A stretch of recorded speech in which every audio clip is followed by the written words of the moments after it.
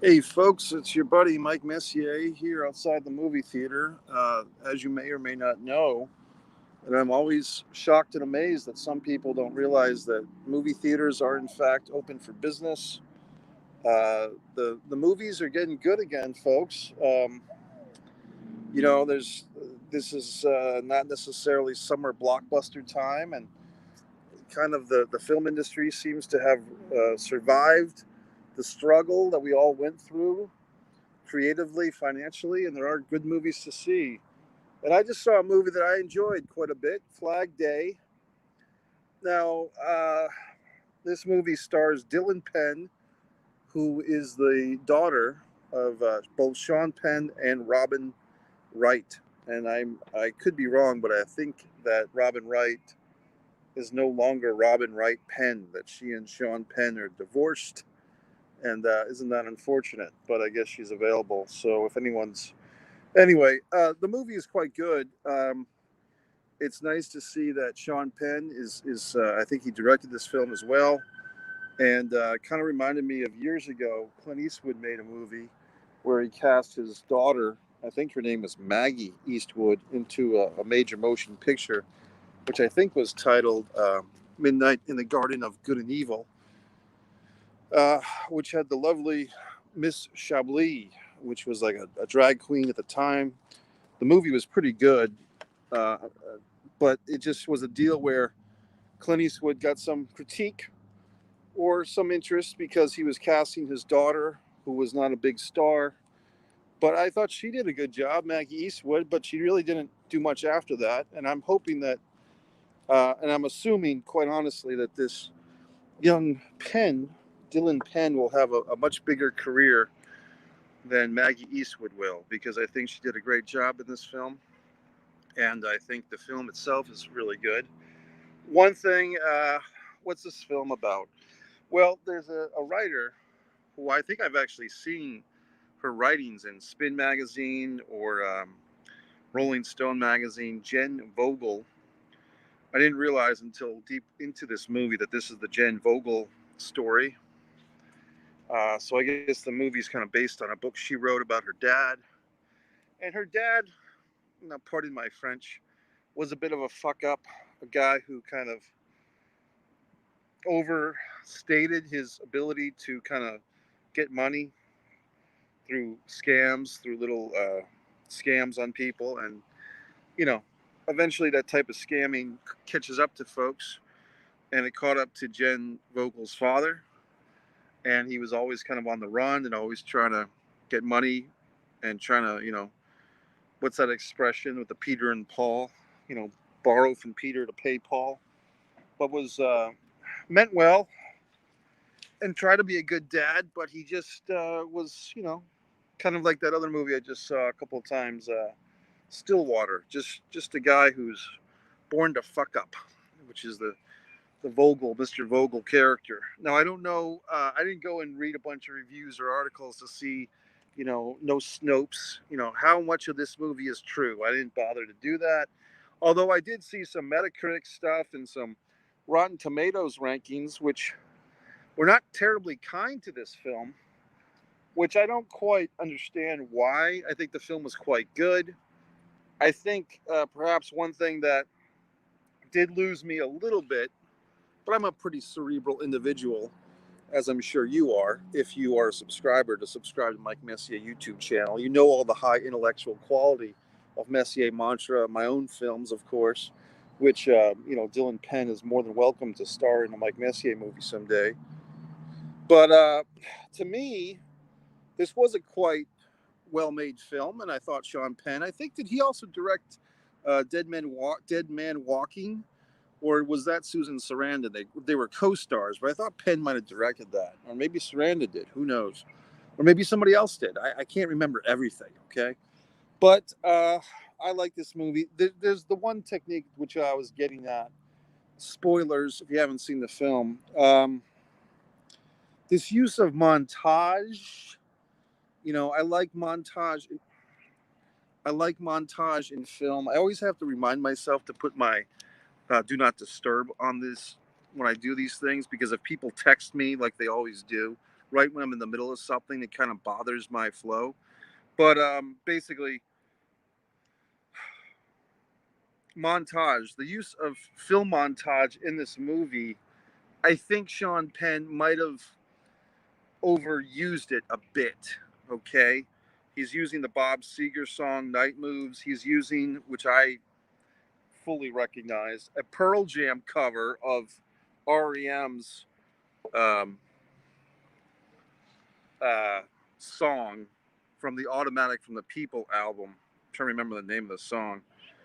Hey, hey, where are you? Nobody tells you what to do.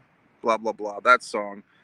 Um, that was from REM, like in the '92 era, but he actually used a cover by Pearl Jam, okay? I'm trying to remember the name of the song. If anyone remembers, feel free to comment. I don't know if anyone's commenting right now. No one seems to be. But in any event, I enjoyed the film. This was a movie that, first of all, let's be okay. I'll give you one little thing about the movie I didn't like. The Dylan Penn character, the character Jen Vogel that she's playing, at times, Jen, or at times Dylan kind of dropped into millennial speak, just with the inflections of words and using the term "I'm done, I'm done." Okay, look, I guess I've been around long enough to tell you that people didn't really use that term "I'm done, I'm done." They really didn't use that until maybe the last 5 or 6 years. I know that people fucking said "I'm done" before then, but as a modern day use of speech to inflect that I'm done with this situation or I'm done with you, the sentence "I'm done" did not really happen to be used a whole lot until recently. I'm just telling you. So I know dicks in the ass will say, "Oh, gee whiz, I'm sure somebody said I'm done 10 or 20 years ago." I'm sure they fucking did. But as just a speech pattern or a use of speech that was commonplace or just something that people would go to, "I'm done," was not really used until recently. So, and the scene in which that was used was quite powerful. But once the actress or the character, and maybe Sean Penn's at fault, I don't know, I didn't direct the fucking film. But once she says, "I'm done," that's when I'm like, okay, you know what? I'm done with this scene because you're using a colloquialism here, an expression that in the time of the scene, which I believe is 1982 or 83 or 84, that wasn't really used, quite honestly. So I'm just telling you facts, just dropping knowledge bombs left and fucking right. What else? I like the movie. Look, it's a tough piece to do. Whenever you make what's called a time piece, a period piece. Now things in the 1970s. How do you represent the 1970s accurately? Well, you've got to get the vehicles. There's nobody going to have a cell phone. The clothes have to be of the 70s. The feel, the music, the just people acted differently back then. You know, they didn't have a fucking phone to their head every goddamn minute of the day. So they're just things that when you make a period piece, there's scenes in this thing from 1975, scenes from 1985. You have to represent those time periods with at the same time you don't want to just become a period movie. You know what I mean? Like you don't want to just show off every little fact that you did make a movie that looks like it took place in that time period. So it's a difficult dance, as they say, or as I say. So I think they pulled off that dance well, making these time periods look good. Of course, the old uh, cheap shot, I would say, is you just show the president, whoever the president was, United States president, by the way, you just show the United States president on TV during the film as a way to kind of timestamp and give the mood. And the president in '92 was Bill Clinton, so Bill Clinton makes a little cameo, um, just footage of him. Uh, but yeah, I think they did a pretty damn good job with the time thing on this movie, making the movie look like it's appropriate time spots. Okay, what else? Okay, here's the big thing. I guess I buried the lead. I don't even know what that expression means to you. Bury the lead. I don't fucking know. This young lady. Oh my. she's a real starlet. I mean, she's a real up and comer here. This Dylan Penn. I saw her and her dad on that gentleman's TV show, the guy with the glasses who makes swarmy jokes, Stephen Colbert. Of course, he was fawning over her and fawning over him, quite frankly. But the Penns, father and daughter. This girl really has the chops, okay? She really is quite attractive, and she's actually a pretty good actress. And she has, her voice is a little thin. Maybe it was the movie, just the audio was not, the levels were not high in this theater, but I actually had to move up a row. I was sitting in the back row, and because she's doing this voiceover for some of the film, and I couldn't hear her properly, I moved up a row. So I don't know if that's just Dylan Penn's voice, or just the projector, or the fucking theater I was in, or the audio levels of the movie. Once I moved up a row, I got a tinge closer to the speakers. I could hear the movie. You know, I remember going to another film once upon a time, Mystic River, with my dad, and I had already seen the movie once, and so I went to see the movie a second time, and my dad was seeing it for the first time, and he didn't like really going to movies a whole lot, but he wanted to see this one, so we sat there and watched this whole 2.5 hour epic, Mystic River, Sean Penn, Kevin Bacon, Tim Robbins, etc. And then at the end of the film, I said, "Hey, Dad, what'd you think of the movie?" And he said, "Oh, I couldn't hear it." I said, "What do you mean?" He said, "I couldn't hear it. The audio was too low." I said, "Why didn't you say something? I would have gone and talked to the projectionist. I would have done something." But that's what people do. You know, that's what people are like. So I'm always the person who's going to ask for higher volume. I remember a similar situation. I was on my own. I went to see a Led Zeppelin concert film maybe 8 or 9 years ago. Obviously, it was not the original drummer, it was his son. And I went to the theater, and I got in there in the middle of the first song, and I could just say, wow, the audio is not very loud, and this is supposed to be a fucking concert movie. Well, I fucking hauled my ass, taking the bullet for the rest of the fucks that just sat there on their dicks and their other, vaginas. And I said to the theater person, can you raise the volume? This is supposed to be a concert movie, and I'd like to hear the music loudly, or at least at a nice, comfortable range. So the point is, folks, if you ever go to a movie theater and the volume's not loud enough, you know, do your fellow movie ticket buyer a favor and stand up and go and talk to the people and ask them to turn the volume up. It's not that hard. I just don't get how people can just live in misery like that. It's just a weird thing. I don't know. But as far as this young starlet goes, Dylan Penn, quite a lovely woman, really got a great face for acting and for film acting, especially with the thin features. Now, I did have a little thought, folks. You may or may not like this thought, but I was watching the movie, and basically, this Dylan Penn's a great actress. But I remember once upon a time, I did a short film with another great actress who was kind of a spoiled brat in her own right. Her family had a lot of money and so forth. And she ended up having a pretty good career for herself, doing pretty good movies, was actually on a regular on a Showtime show. I won't name this individual. But, she kind of had a pretty good career and still does. But my basic thought was, you know what? This other female I'm thinking of, actress, she's probably just as good as, Dylan Penn, just as attractive, just as good an actress, but she's not Dylan Penn. She's, you know what I mean? She's not the daughter of Sean Penn. So even this spoiled brat that I knew, who has a pretty good career in the film industry, um, you know, and I just say she's a spoiled brat because she came from money. And but did she have the advantage of being Sean Penn's daughter? Obviously not. You know, but it's just interesting to me because you could probably go to any community college or any local theater and you could see a dozen actors and actresses who have a pretty damn good amount of talent. Now, what separates them from the people you see in the movie theater? Not much, to be honest with you. Like, it's just a little bit of adapting your skills to the screen, going to LA or New York, and busting your ass. And not to say that the people in the big screen aren't talented, but the talent, it's almost like it's less skill differential than you might think, as opposed to connections, as opposed to nepotism, networking, the business side of things. And if you have family in the business, Liv Tyler's a great example. You're going to get further than if you don't. You know what I mean? So people don't like to hear statements like that because it kind of shakes their cage a little bit. But I'm a cage shaker. I'll shake the goddamn cage.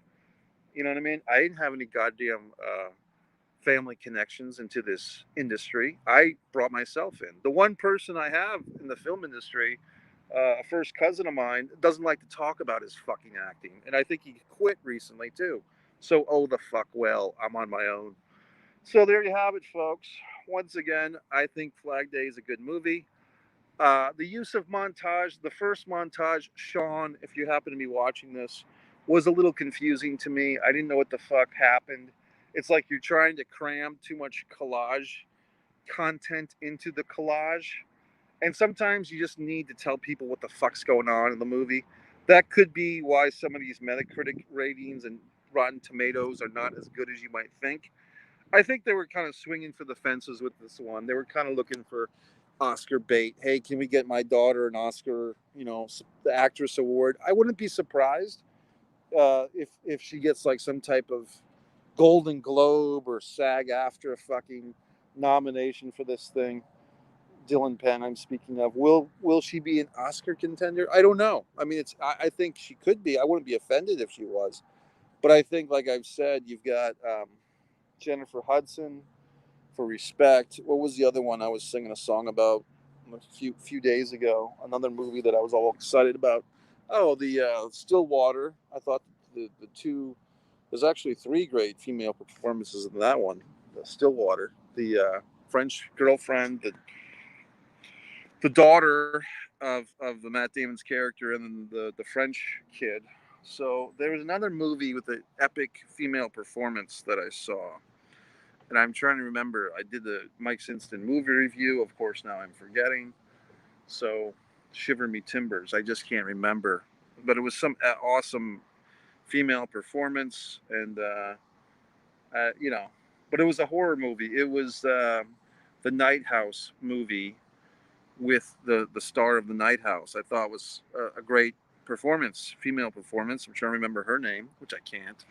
But because it's a horror film, it most likely won't get nominated for anything. It's just the politics of the industry that I'm sharing with you because I'm a nice guy, trying to provide insight to my viewership. Okay, folks, so that's about it. So if you're new here, if you're new to subscribe to Mike Messier YouTube channel, I don't waste time. I don't go to the editing room and try to chop up a great fucking review show. It's just me instantly, after I've seen the movie, discussing with you my thoughts and feelings, trying to tell you if I thought it was worth seeing, which I do, and giving you my thoughts to the big turn picture.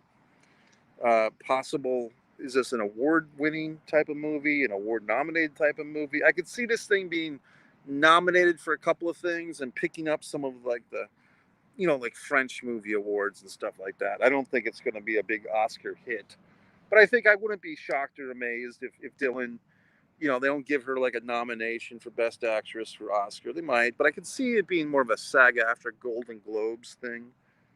Just armchair quarterbacking the world as I like to do. I enjoyed the movie. There was other people in the theater. There was one guy sitting in front of me. There was actually, how you always see these companion seats for the handicapped people. There was actually people in those seats today. There was a person in a pretty powerful wheelchair, like the whole motorized thing, and then a companion. So that's nice to see. They're getting out to see the films. Why can't you? What's your excuse?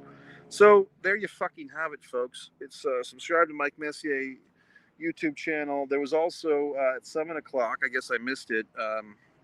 What's his dick? Harry Potter playing, and I'm tempted to go see it, but I'm not really a Harry Potter fan.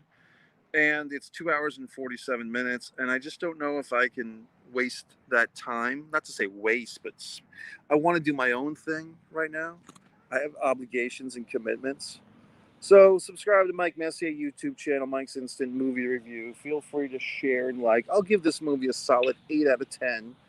Maybe even an 8.5. How about this? 8.25 out of 10, Mike Messier.